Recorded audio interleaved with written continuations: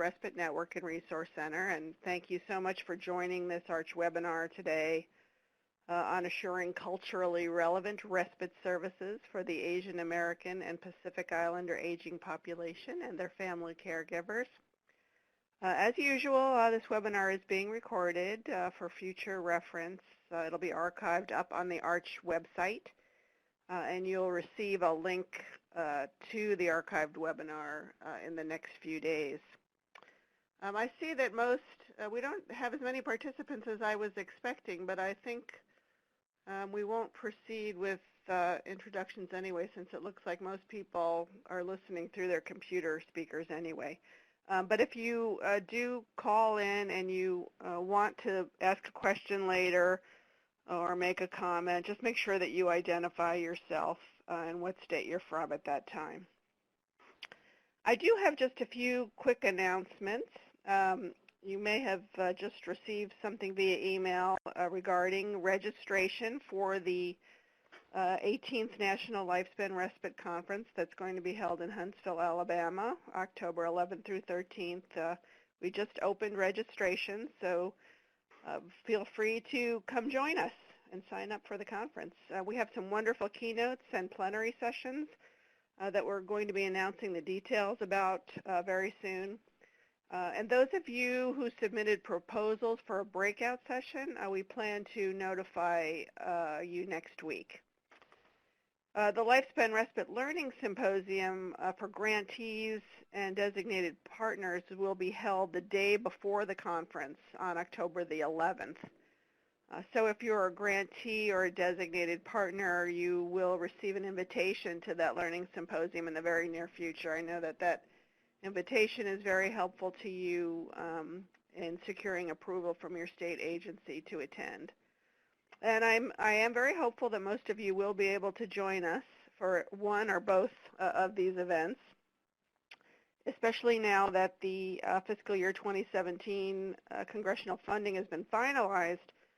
We are expecting ACL to post the new Lifespan Respite Funding Opportunity announcement for current and former grantees, hopefully by next week, fingers crossed.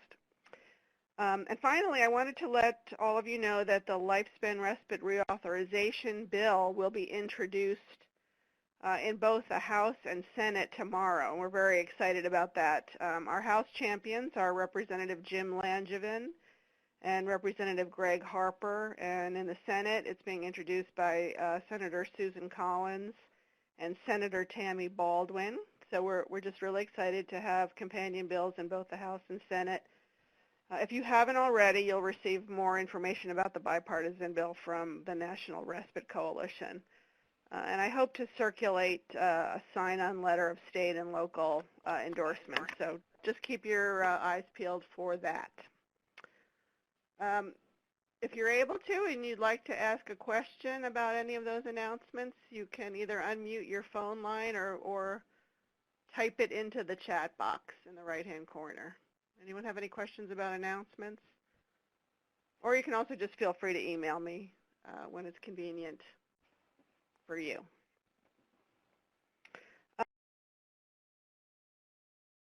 See on your screen the topic of today's webinar on assuring culturally relevant respite services for the Asian American and Pacific Islander population. Last March, we hosted a Lifespan Respite grantee and partner networking teleconference with our gracious guests from the National Consortium on Aging Resources for Seniors Equity. And the consortium is made up of 5 national resource centers, the National Indian Council on Aging, the National Caucus and Center on Black Aging, Services and Advocacy for GLBT Elders, or otherwise known as SAGE, the National Association for Hispanic Elderly, and the National Asian Pacific Center on Aging. All of those folks from those 5 resource centers were gracious enough to come onto that call and let us know about the resources that they had available for all of us to take advantage of. Especially as you begin to approach the development of culturally relevant respite services or want to expand those services in your state. As you know, that call is also archived on the ARCH website. We found that there was really a lot of interest in going more in depth into the needs of specific populations. So we are focusing today's webinar, taking a deeper dive into the needs and preferences of Asian American family caregivers and strategies that hopefully can help you to help them access more meaningful respite services. And again, we're so especially delighted to have Heather Chun as our guest speaker today. She helped organize that last networking call that we hosted in March, bringing all of those relevant resource centers together. Heather is the Director of Technical Assistance at the National Asian Pacific Center on Aging. Prior to this, she held positions at the University of Hawaii Center on Aging and the Hawaii Department of Health and the Executive Office on Aging. While she was at the Executive Office on Aging, she worked on the development of Hawaii's Lifespan Respite program. And her experience in aging policy, program development, evaluation, and advocacy have focused on areas related to caregiving, elder abuse, Alzheimer's disease and related dementias, long-term services and supports, community planning, and volunteerism. And from her prior work specifically on Hawaii's Lifespan Respite Grant, she's extremely familiar with the program, which is great for us, and very knowledgeable about respite and caregiver support general, and she's bringing that wealth of knowledge to our discussion today. So thank you again for your willingness to speak with us today, Heather. And as Emily pointed out, her slides are immediately available for download on the right-hand section of your screen. And I will now hand it over to you, Heather, for your presentation. Thank you again. Great. Thank you, Jill. What a warm welcome, and thank you, Emily, for giving us this space to have this conversation today and to share a little bit more with all of you about the work we're doing at NAPCA and what I hope will be valuable information as you think about ways to strengthen your programs and enable access for Asian American and Pacific Islander older adults. I'm going to give you a little bit of a background on our organization, and then we'll be spending a lot of time talking about really tangible recommendations and strategies you might consider using to enable that access. So as the Director of Technical Assistance, I work specifically on the development of NAPCA's National Resource Center on AAPI Aging. NAPCA, if you had not heard of us, is a nonprofit organization with a mission to preserve and promote the dignity, well-being, and quality of life of Asian American and Pacific Islanders as they age. I'm going to be using the term AAPI instead of Asian American and Pacific Islanders to make it less wordy.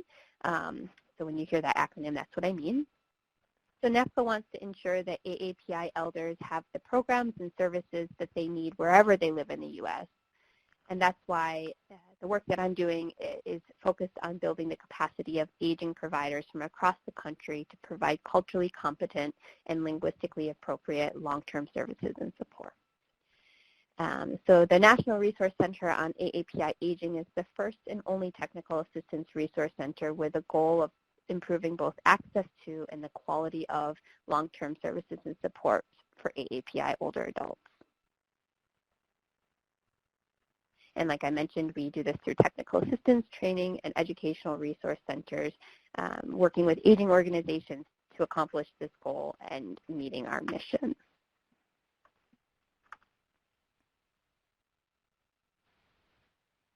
So today we're going to go over a little bit of AAPI older adult demographics, talk a little bit about culture, caregiving, respite utilization, barriers that our population is seeing in accessing respite services, and what strategies you can use to increase access to respite services for AAPI older adults.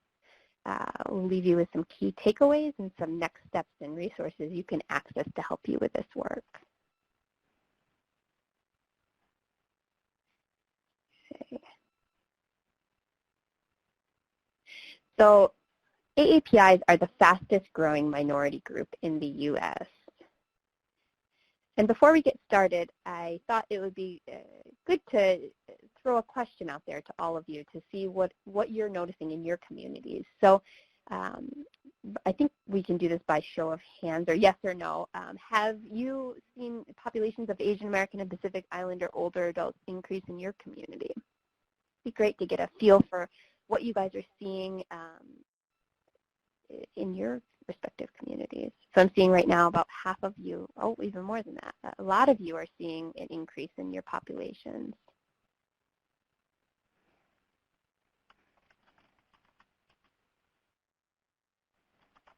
Give it a couple more minutes.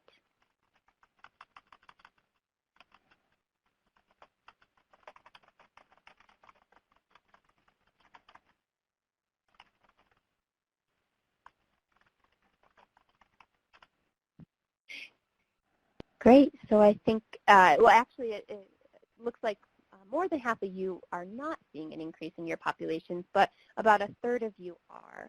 And when I talk to a lot of professionals from around the country, sometimes it's hidden in your communities. You might not realize that the populations are increasing, or they might not be connected to your systems. So I hope that the strategies and the information I share with you today is helpful in helping you evaluate whether or not you do in fact have populations increasing in your communities. So to give you kind of a visual example of the population increase, this map illustrates the 2006 AAPI population percentages of persons 60 plus, and this comes from the census. So you'll notice that there's quite a lot of dark green, light green, a few yellow, oranges, and reds in this map. And then if we take a look just a few years later, in 2013, this shows the population of AAPIs 60 plus. And you should notice that some of those colors are now shifting. Dark green states are getting lighter, light green states are turning yellow, yellow states are turning to a dark orange. And so this illustrates that, that there is a drastic increase in the AAPI population, and this was only in a matter of 7 years. And this is in 2013. So since then, there's definitely some more changing, and some of these colors are definitely darkening.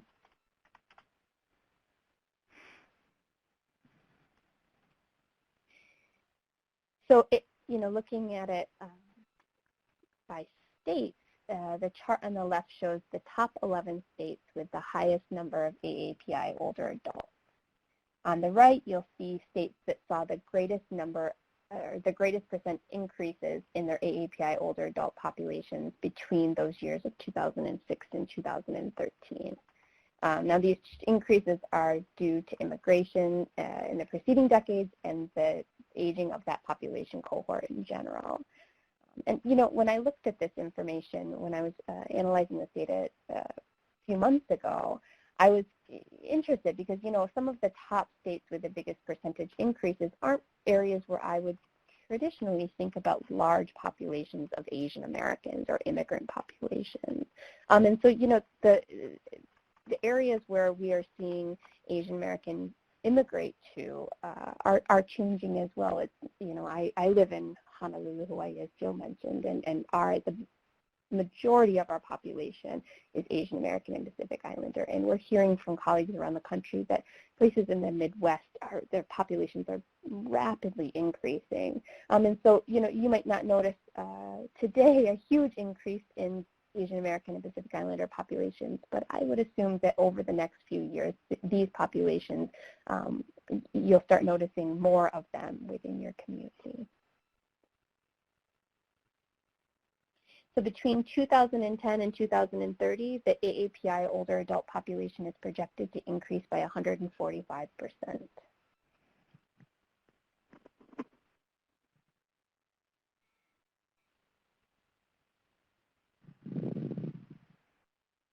So before we dive into the next section, I have a disclaimer to share with you. So throughout the remainder of our presentation, we'll be using cultural-based generalizations to highlight some of the cultural differences that exist between Western cultures and cultures within AAPI subgroups. but please take note that we're not asking you to profile or to stereotype AAPIs by these loose generalizations. With such extreme diversity among AAPI minority groups, individuals may or more likely will deviate from these cultural norms. Each AAPI subgroup differs in sociocultural traits and in a variety of other ways, and as well as each individual.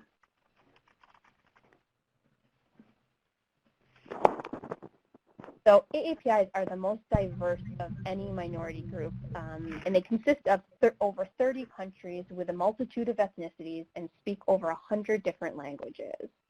So there's diversity within diversity when you're talking about the AAPI population. With such extreme diversity contained in this ethnic classification, it's fundamental that we understand that each AAPI older adult has a unique cultural identity. One factor that has a major impact on an individual's cultural identity is acculturation. In some Asian cultures, such as Chinese culture, it's customary that elders have the highest authority in the hierarchical family structure, and that each family member has his or her own rules within the family.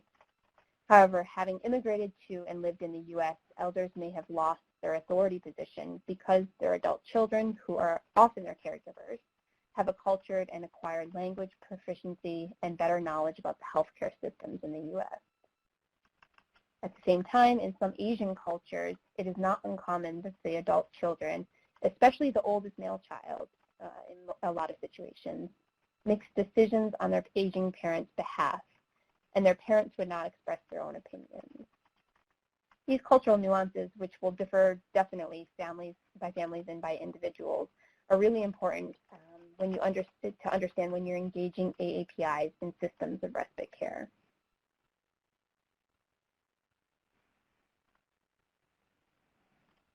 So 42% of AAPIs provide care to an older adult compared to 22% of the general population, and this is based on research from AARP.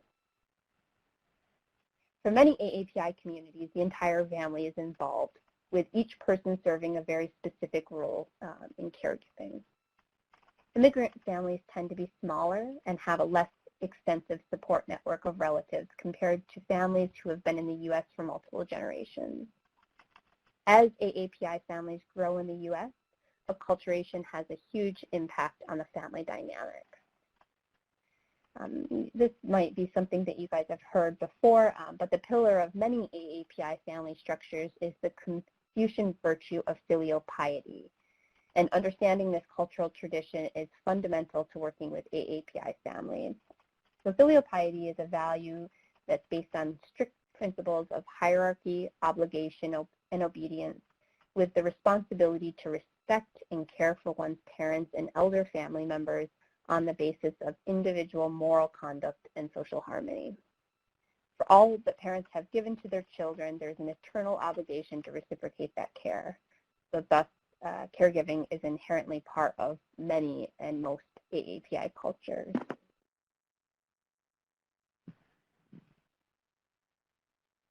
Despite high rates of caregiving, in 2014, only 3% of caregivers served by the Older Americans Act were AAPI.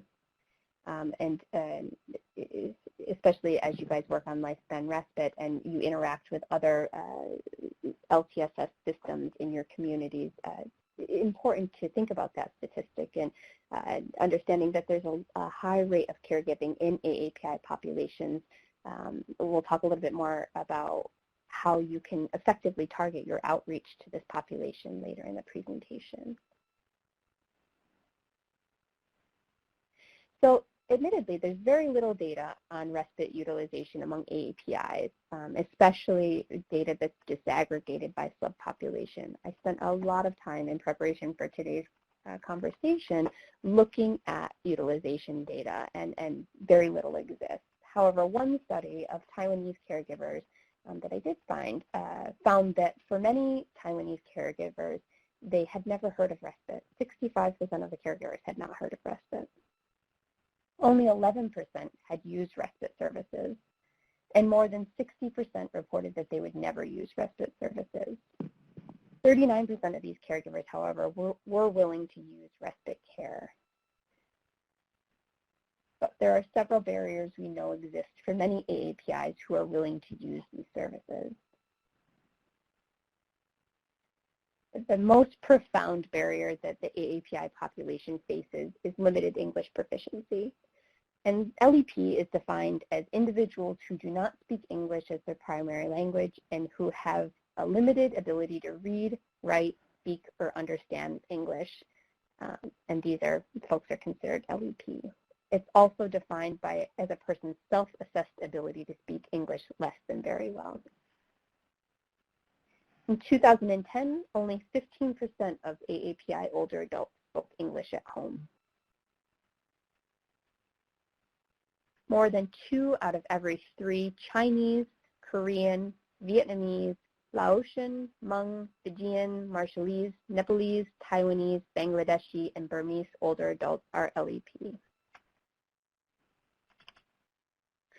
If you look here, this is broke down by different ethnic groups, and the top 2 that are boxed in red represent, the first one is Native Hawaiian and Pacific Islanders, and then Asian Americans. And as you can see, especially among the Asian American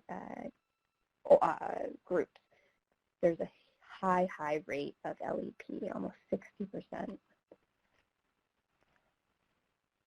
And then, of course, because there's such diversity within the ethnic classification, among many of these AAPI subpopulations, the rates are much higher. So Bhutanese older adults, for example, have a 100% rate of LEP. Hmong are at 90%. Laotian are at 87%. So as you look across, you can see that a lot of the subpopulations experience really high rates of limited English proficiency.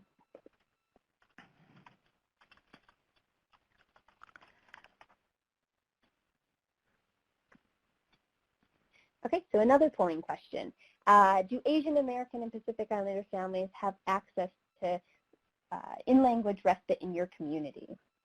Take a few minutes and answer that.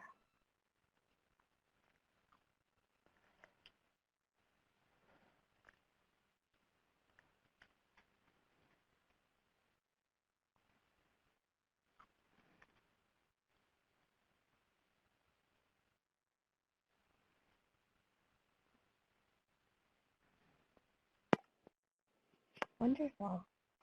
Heather, I just wanted to maybe clarify here for people who are responding to the poll that if you don't know what's happening, if you don't know the answer to this question, I would obviously click no vote. It would be the same as absolutely. I don't know. Yeah. And my hope is that with these polling questions,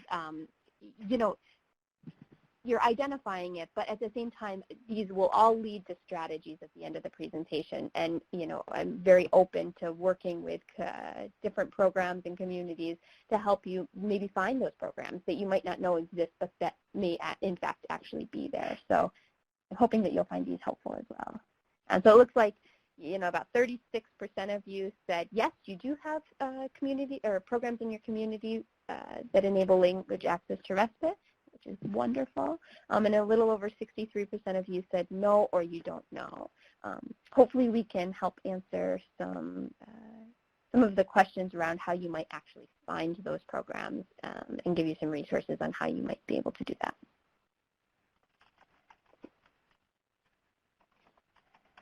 So another barrier that AAPIs face, like many other populations of older adults, is poverty. So 28% of AAPI older adults live in poverty. But of course, there's extreme variation among the subpopulations, and we see that more than 1 out of 5 Korean, Bangladeshi, Burmese, Cambodian, Micronesian, and Nepalese older adults are in poverty.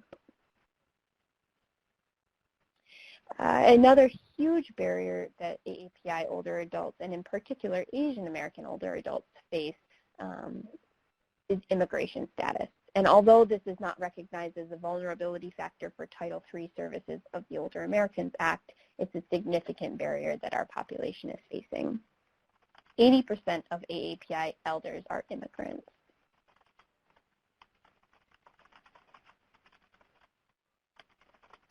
More than 2 out of 3 Chinese, Filipino, Korean, Vietnamese, Asian Indian, Bangladeshi, Burmese, Indonesian, Nepalese, Pakistani, Taiwanese, and Thai older adults are immigrants.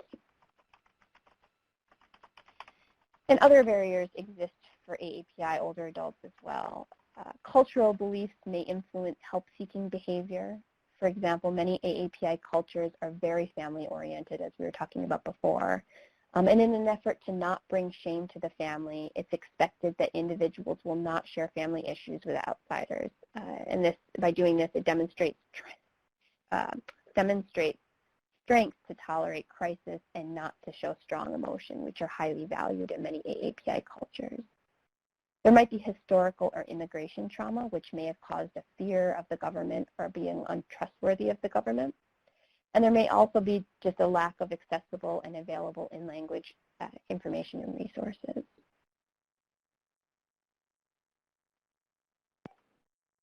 Okay, so how can we increase access to respite services? First, it starts with communication. And culture impacts communication and engagement significantly. So AAPI older adults may be reluctant to complain or ask for clarification. They might value group consensus more so than other ethnically diverse families. They might prioritize family harmony and fear the family shame that I was just talking about. There's definitely going to be a variety of levels of acculturation within families, which will have a significant and profound effect on communication and engagement. And older adults may be impacted by historical trauma.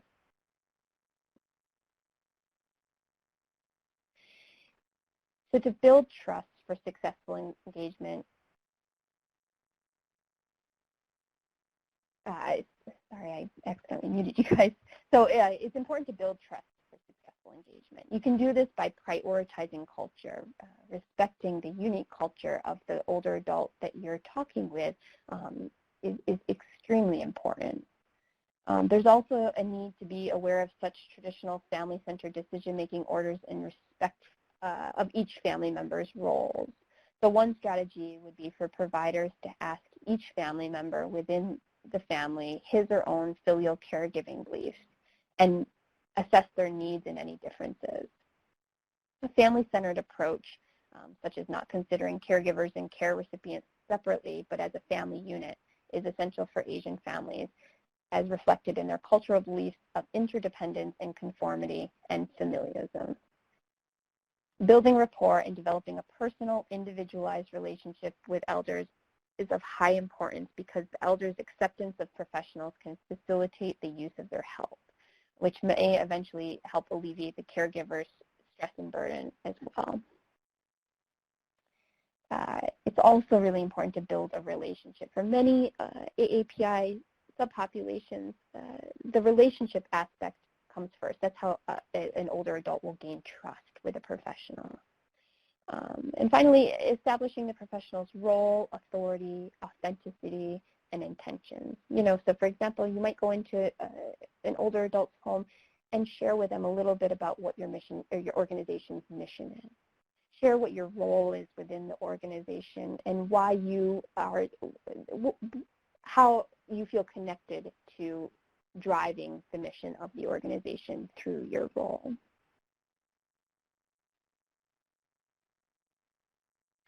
So I'd love to hear from you guys. You work with populations of older adults all across the country, and I'd love to hear if any of you have found any strategies to be particularly helpful and successful in engaging AAPIs in your community.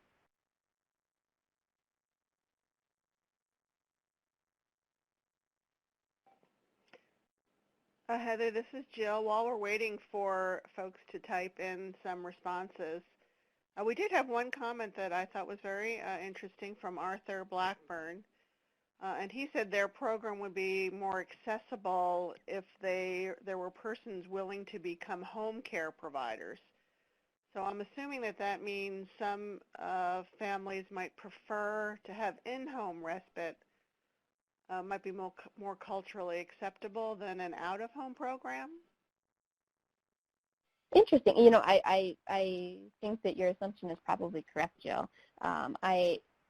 In Hawaii, we have, and I'm sure many other communities around the country have participant-directed programs. And so caregivers are able to get paid for the care that they're providing to their loved one. I know that that is a preferred service delivery model for many Asian American families. And, you know, it's just a little bit personal about me. On the side of my job at NAPCA, I do assessments for the program. And I meet with a ton of different Asian American Pacific Islander families, and many of them feel much more comfortable with that delivery system. And they are able to hire friends and family, people whom they trust and who the care recipient trusts to be able to deliver that respite service. And so I think, you know, one of the challenges we have with that program, in my experience, has been exactly that, trying to identify, you know, the caregiver is being paid, but at the same time they don't have a backup. So, you know, they're continuing to provide the care, but they're not getting a break, and they're not ever getting a respite for themselves. So it's hard, and something that we are continually working on, trying to empower families to reach out to other friends and family members to help provide that respite for the primary caregiver. I would imagine also using family and friends as your respite provider certainly might help deal with the limited language proficiency issue as well. Absolutely. I'm just getting back from, last week I did an assessment with a older veteran whose family is from China. And they, in fact, were able to, once they got connected to the participant direction program, they were able to bring a couple of family members over here who do speak Chinese and are able to communicate with the veteran. So it alleviates the caregiver a few times a week, so she has some respite. But she knows that, you know, the cultural and linguistic needs of her husband are met by her family members. So I think that's a great way to ensure language access.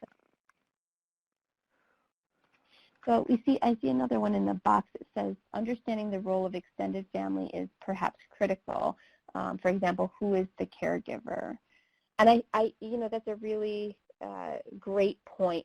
A lot of times in different Asian and Pacific Islander languages, defining the word caregiver is a particular challenge. There's not a literal translation into the languages, and explaining the concept with in the way that we define it can be challenging, because a lot of AAPIs don't see themselves as a caregiver. You know, the concept of the value of filial piety extends into that as just what they do. You know, it's just a cultural expectation.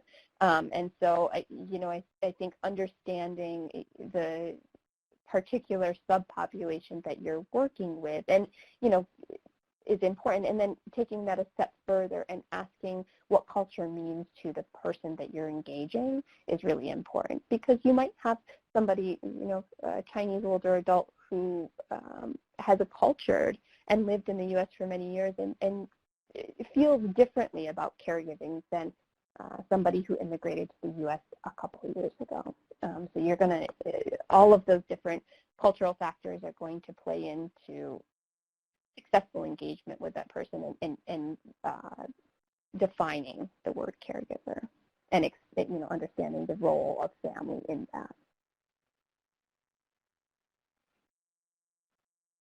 Thank you. Well, I guess we'll move on. There's definitely a lot more time for further discussion later in the webinar.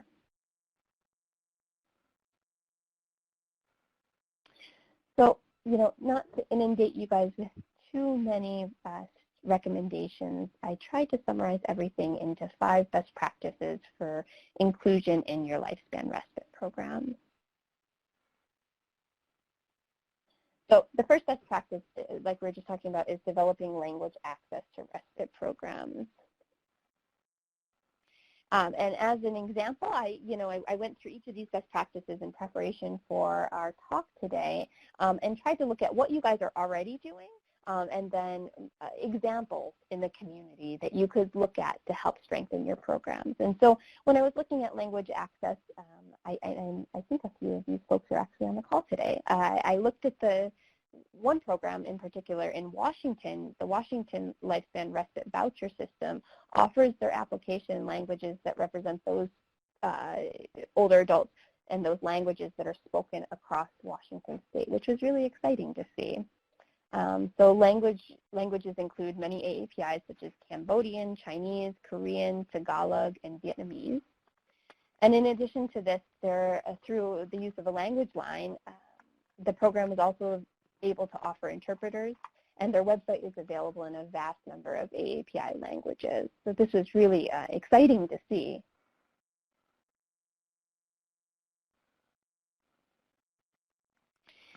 Heather, this So is the Jill. second Sorry. Yep. I have a question about the language issue. I would imagine that preparing materials like that in various languages can be very costly, and I'd be interested, I know Linda's on the call from Washington State too, how costly these kinds of translational services are, and how do you overcome those cost barriers? Yeah, I could speak to that, Jill. I think you're absolutely right. Translation work is extremely costly. At NAPCA, the way that we recommend people do translation is kind of a cumbersome process to ensure quality. So I'll give you an example of a project that I just worked on for elder abuse to translate information into a bunch of different Asian American and Pacific Islander languages. So I worked on developing some fact sheets on financial exploitation. So we translated the information, and then we held focus groups with each of the respective populations to pre-test the information. And the reason for that is twofold. One, like when we were talking about the word caregiver before, a lot of the vernacular that we use in long-term services and support systems the words don't have literal translations into Asian American and Pacific Islander languages. They don't, the concepts aren't familiar to them. So to retain the intent of the message, it's really important to work with a group of native speakers to have a conversation about the message that you're trying to share through the information that you're developing. And I'll admit that in each of those focus groups for those fact sheets on financial exploitation, we wordsmithed quite a bit to make sure that we were meeting the quality standards that we had in mind and in retaining the intention of the message. Thereafter, you have to incorporate those revisions into the translations before you publish. So it's both costly for monetarily and in time resources. But that's just our experience. I think that's why it's really important to leverage existing resources to make that happen. I don't know, Linda, are you on the phone? I was very interested in hearing from Washington about how you approached that. Yeah, I don't think she's connected by phone, but her response was that it was their Washington State agency partners at Aging and Long-Term Support Administration that was responsible for getting the materials translated and paying for it. So we may have to go ask the state grantee how they funded that expense, whether it came out of their Lifespan Respite grant or if there are other funds available in the state of Washington that can help with that. Yeah, our experience, like the programs that I'm working on were funded by ACL, and we just to share, we did include the translation work as part of our budget. So if that's helpful to you guys in the future, if you do see a need to translate some information into different languages, I know that ACL is supportive of that, or they have been through our work.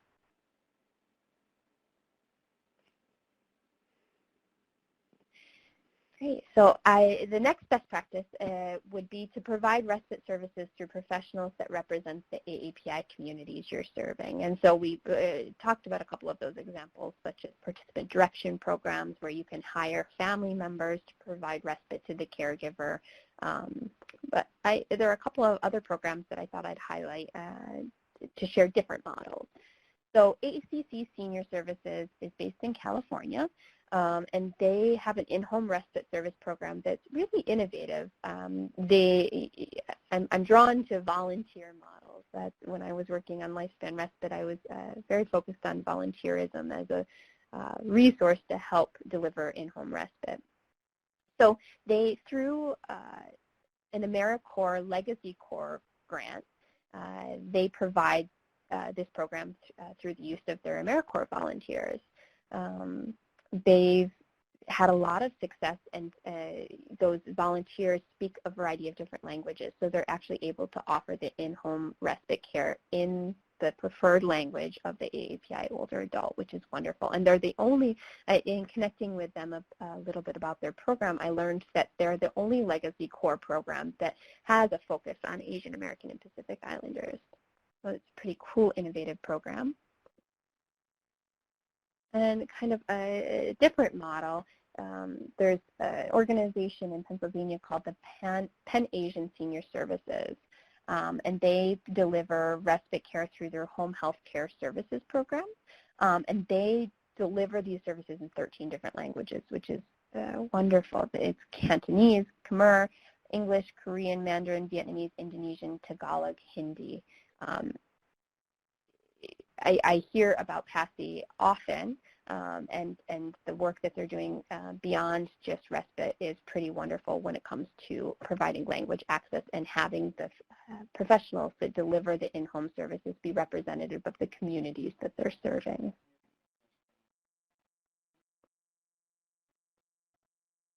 The third best practice would be to conduct a community needs assessment with representative samples of the ethnic groups in your community. So the very first question we polled was asking if you had noticed an increase in your population in your community. And a lot of you said yes, and a lot of you said no. And so I would encourage you, as you approach your next community needs assessment, to do an inventory of the different AAPI populations in your community. And you can do that using census data. It's all available online. And if you need tips on how to actually access that information and conduct an assessment like that, I have a fact sheet that can give you a step-by-step walkthrough on how you can access that census information. I'd be happy to share. And then when you're doing the needs assessment and you're engaging the community in that discussion, having representative groups of AAPIs that make up your community is really important. And I found a great example, a needs assessment that was done in San Francisco by their State Department. And I've highlighted just a little snippet here that shares a little bit more about what you can expect as an outcome of a discussion with those populations. So it said in a roundtable discussion with AAPI providers, many participants noted shifting attitudes about traditional Asian perceptions of family obligations and caregiving for elders, citing evictions of Chinese elders in Chinatown by younger family members. And as one participant stated, what are the traditions of Asian Americans? Are we supposed to take care of our parents? I don't know anymore. And the reason that I highlighted this is that it shows there's this, that there are many different shifting cultural values within these subpopulations. And so all of those factors that we talked about at the beginning, such as acculturation, will impact that. It's really important to connect with your community to understand what challenges they're facing within their populations and how those barriers are preventing them from connecting to your respite program. The fourth best practice would be to provide respite services in accessible locations for AAPI families. So an example of this is a facility-based respite care program through an organization called Self-Help for the Elderly in San Francisco. And this is a picture of their Jackie Chan Senior Center, which is located in San Francisco's Richmond District. And the Richmond District is often called the second Chinatown. It's a home to a large Chinese population, making the Senior Center accessible to these older adults throughout their community. And that's a critical strategy for engaging people in the community and where they reside. And finally, I would say prioritize cultural competency. With populations that represent 50 different countries and speaking over 100 different languages, it's not possible to become competent on all of those different ethnicities. And so I would recommend that you do a community needs assessment, figure out which AAPI subpopulations live in your community, and then make a concerted effort to begin to understand the cultural barriers that they're experiencing as it relates to accessing respite, what their cultural values are about caregiving, how that impacts their utilization of services, and just getting to understand their culture a little bit more. I think that will be critical for engagement and for strengthening your programs. There's a lot of resources that you can access for implementation. So, of course, being on the call and representing the National Resource Center on AAPI Aging, I think I mentioned a couple of different resources that we have that might help you with implementing some of these recommendations. So we have resources on how you access census data, to understand the language and the ethnicities in your community. We have information on a couple of fact sheets that I show here, best practices when conducting a community needs assessment, and that hits on some of the language access points that Jill had just mentioned. And then a self-assessment for your organization and your program. We provide technical assistance to aging programs across the nation. So, as you're looking at those different resources, you don't find that that they're answering the questions that you have, and you want to talk a little bit more in depth about the needs that you have in your community, more than happy to talk about that with you. I would welcome you to contact me. But another huge asset that you have in your communities that you might not all be connected to are AAPI serving community-based organizations. So the couple of examples I gave with PASI and with ACC Senior Services and Self-Help for the Elderly, those are all organizations that primarily serve Asian American and Pacific Islanders. And a lot of times those organizations aren't necessarily connected to the aging network. And so through developing partnerships with those organizations will enable you to have more successful outreach to the populations. And in addition to that, it might help you develop additional resources for language access, whether it be the use of interpreters, pooling resources to translate materials into other languages, tapping into an additional pool of professionals that represent the communities that you're trying to serve. These organizations have a wealth of resources that might be tremendously helpful for you in implementation. And if you did reach out to me and were interested in trying to better connect to some of those organizations, I'd be happy to help you with that. So key takeaways and next steps. So remember that cultural identity impacts communication and engagement. Utilize person and family-centered approaches as you're engaging AAPI older adults and their families. Build trust by prioritizing culture. Invest in community needs assessments to learn about the AAPI subpopulations in your community. Integrate best practices such as in-language information to ensure that AAPIs have access to respite services. And leverage resources such as partnerships with AAPI serving community-based organizations that aid your implementation. So as you plan your next steps, I'll leave you with some questions to consider, and I hope that as I share these, this will open up the door for some discussion, and you guys can ask me questions and we can have some dialogue about some of these questions. So do your intake assessments disaggregate AAPI ethnicities and languages? A lot of times, if they're in one category, it doesn't help you understand the different subpopulations that you're serving and their unique language needs. Have you conducted a demographic analysis of AAPIs in your service area? Has this impacted how you target your respite services? Are you offering in-language respite services for AAPIs in your community? Do you know of or have relationships with AAPI serving community-based organizations? And do you know how to access training opportunities to learn about the AAPI older adults in your community? So thank you.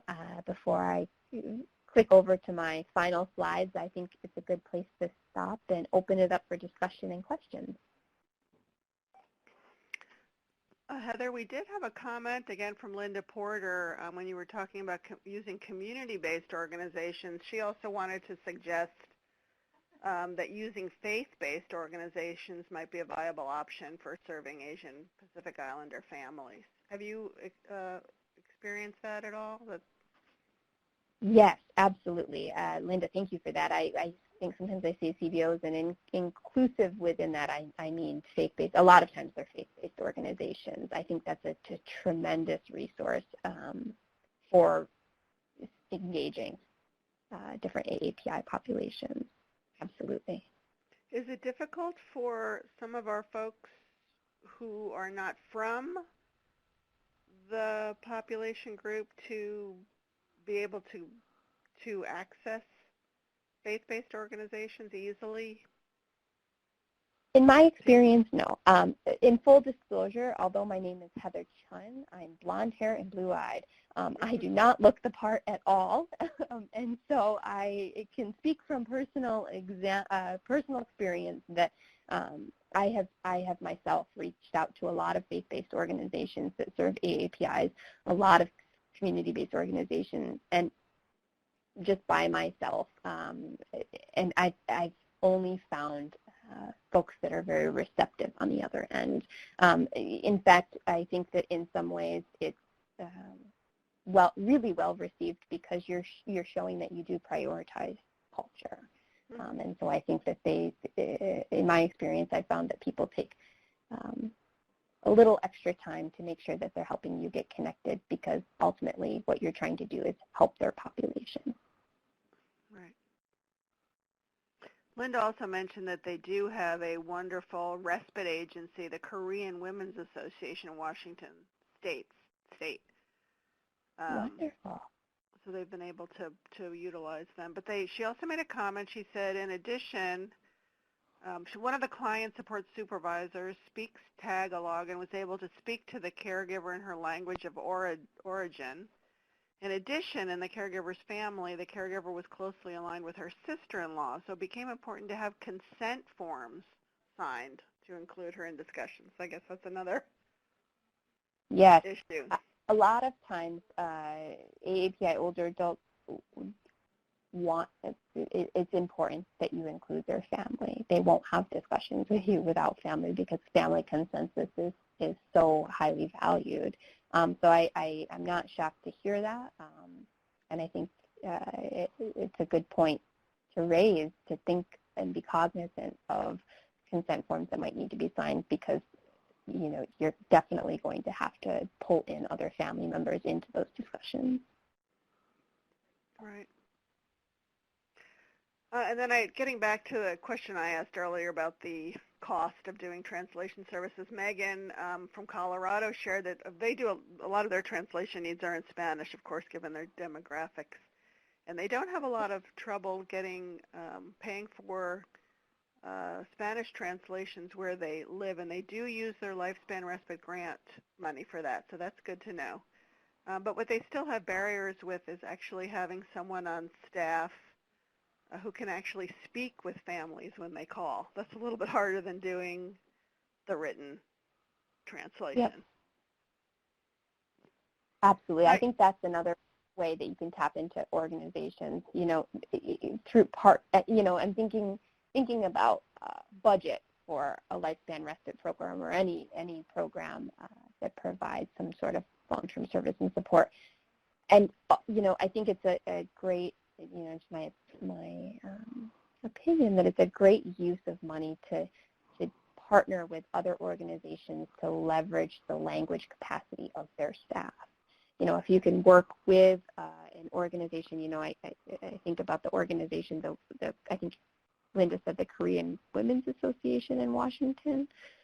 Partnerships with organizations like that to maximize the resources that you have might help you mitigate the challenge of communication in language. Yeah, absolutely. As everyone is working to diversify their stakeholders in their coalitions, if you have certain population groups that you want to be able to serve in your state, making sure that when you're recruiting new members into your coalition that you've got the expertise to deal with the special populations in your Absolutely. state. And we also, when we think about volunteers for respite, also we jump right to volunteers to actually provide the respite.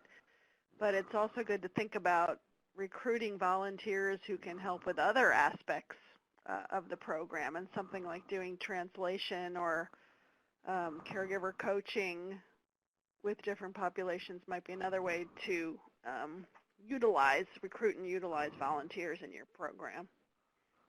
Absolutely. The only caution I would have on volunteers in utilizing them for their language skills is that you have to be really careful that the volunteers have the subject matter expertise to be able to deliver it with the intention of the message that you're trying to convey. A lot of times, if you engage volunteers, they're native speakers, meaning they were born speaking that language and raised speaking that language, and so they might have a vernacular that is a little different than the next person speaking the same language, and they might not have the knowledge of the terminology that you're using and how to convey it with the same intention. So a lot of times when you engage volunteers, I think it's really important to make sure that you have another professional who can do quality control, especially at the beginning, to help coach them and mentor them to be successful in their volunteer role with your organization. Yeah, very good point. Training, of course, is always important when we're working with volunteers, but that's a very good point. Any other questions or comments? You can type them into the Q&A box. If you're on the phone, you can unmute yourself by hitting *6. I'll you have pull another ahead. slide? Oh, go ahead. I just wanted to, as you guys are thinking and sharing other questions, I'll pull this last slide up there in case you are interested in getting more information on anything I shared today. Here is my email address. The phone number is to our main office, so I would suggest reaching out via email if you want to set up a time to talk. I would love to talk to you more.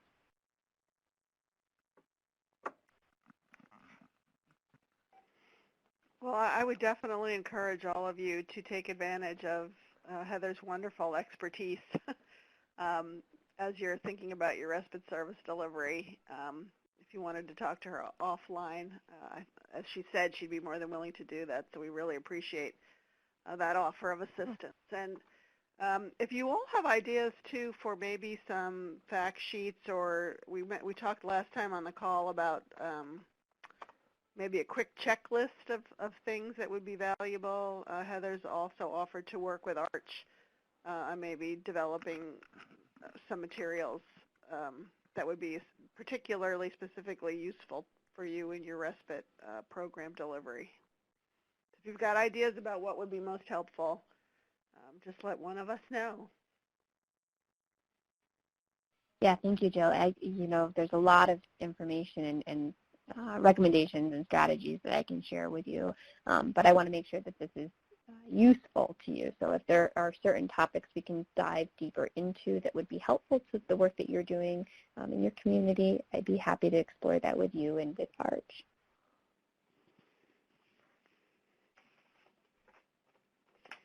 Any other comments, questions? I don't see anybody typing, but I want to make sure everyone has an opportunity.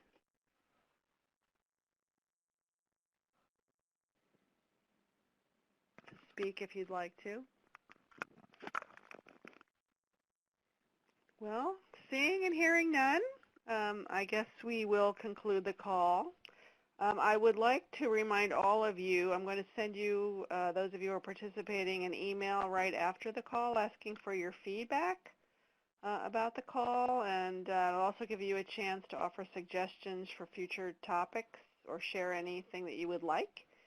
We really do value your input and hope that you will just take a minute to open your email after the webinar. I think the link will also pop up when you exit out of the webinar. So if there's no more questions or comments, I want to thank Heather. Thank you again so much, Heather, for taking so much time out of your busy schedule to share this really valuable information with us. I found it very helpful. It's my pleasure. We're getting thank yous typed into the chat box too. So it was very helpful, and thank you all, and we'll talk to you all on our next networking call, and I will send out a reminder about that as well. So have a good afternoon, everybody. Thank you all.